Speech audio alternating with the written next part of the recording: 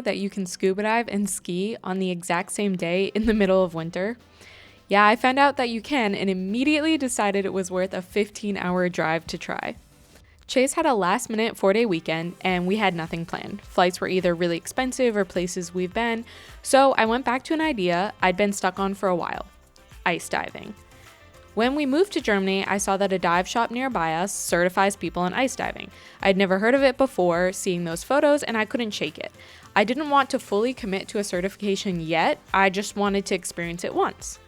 And we were honestly exhausted. After moving to a new country, months of wedding planning, and life in general, it would have been really easy to stay home. But instead, we packed the car, dive gear, skis, way too many layers, and just went. Also, I did basically zero research. Again. So finally, we reached the actual reason we came and the entire point of this video. I always forget the GoPro can't catch audio when locked in its dive case, so I've been chatting away here, but just pointing out that that little shack is the dive shop we're walking to. Once we get there, we start to gear up with a lot of help. This was actually really exciting for us because I've never used a dry suit and I was really excited to experience it, but I did get a little worried when they had to keep digging for smaller sets of gloves so I could hold my camera easily. We found some, thankfully, but they were the last smallest size they could find, so I was able to grip the camera fine. After gearing up, I lumbered my way down to the pre-cut holes in the ice sheet on the lake. When they asked who wanted to go first, I went for it, assuming I could get some awesome shots of Chase coming down. Too bad I didn't realize until after that we were going one at a time, and Chase had to wait 20 minutes for me to come back up.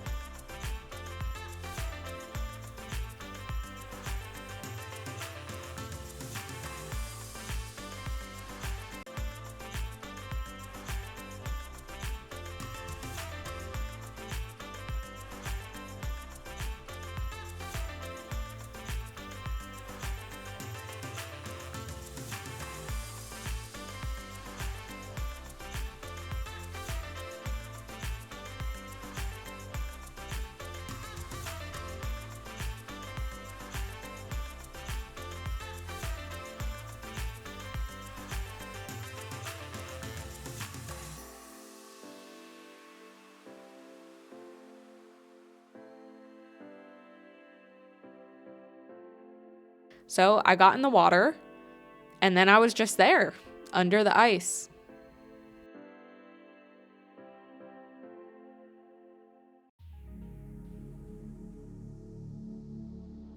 It took a couple minutes to get organized, but then I realized how quiet it was, how I could just watch the light beams from above, how the bubbles flowed around the ice. We explored the pockets in the ice sheets. Though I was pretty warm in my dry suit, I could still feel the coldness of the ice when I touched it.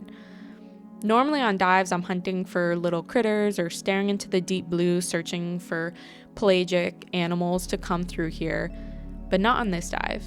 Here, I just drifted along, watching the different shades of blue and white, the cracks and crevices that made the ice seem alive, but unmoving.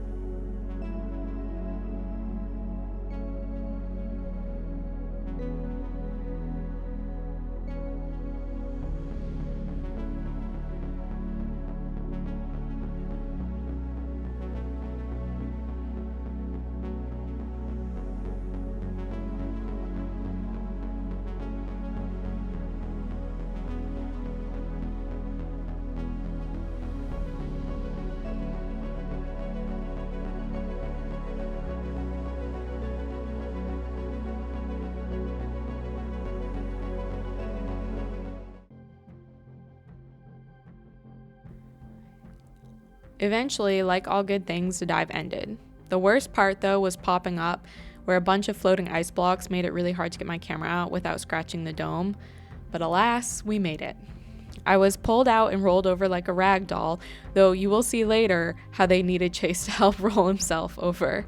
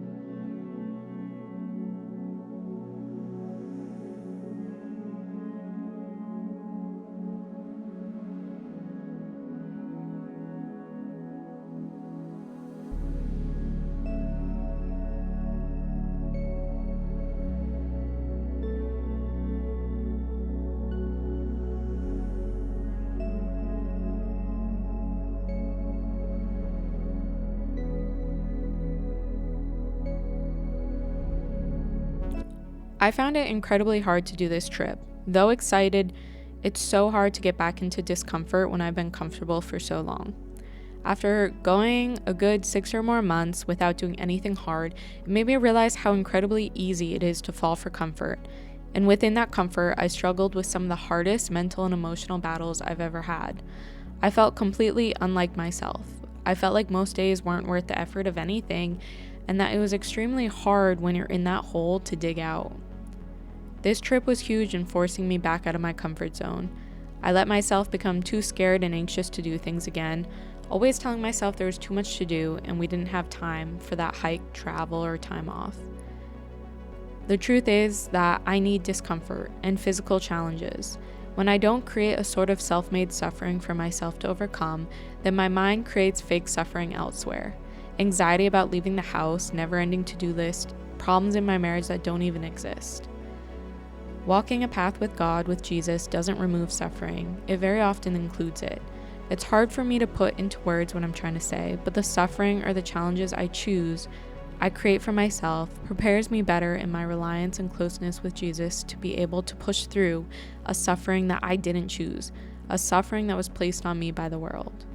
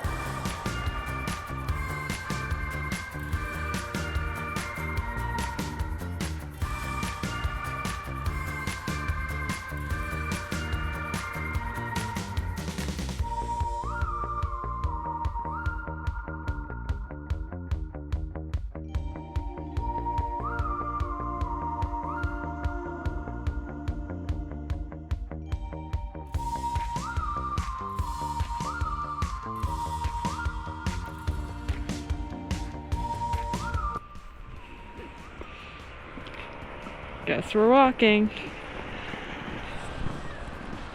Take the shuttle next time. Now, after ice diving, we decided, so amped up at doing such a unique dive, to carry our baggage all the way from one town to the next. We probably should have just taken the shuttle, but you live and you learn, I guess. And after that, we quickly rented some skis so we could enjoy the rest of the afternoon before the lifts close.